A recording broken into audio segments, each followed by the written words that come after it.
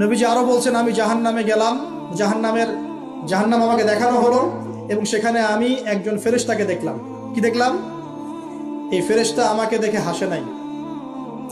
সবাই মনোযোগ দেন, মেরাজের রাতের সবাই নবী সাল্লাল্লাহু আলাইহি ওয়াসাল্লামের সাথে হাসি মুখে সাক্ষাৎ করেছেন এই ফেরেশতা বাদ দিয়ে।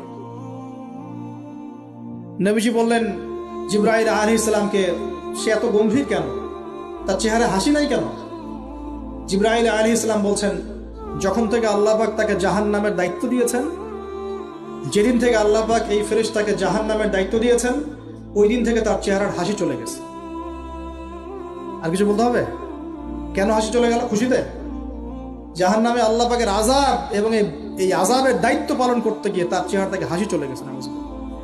নবীজি জানালেন তার নাম হচ্ছে মালিক। কি নাম? মালিক। আমরা দোয়া করি আমরা যেন তার সাক্ষাৎ না পাই।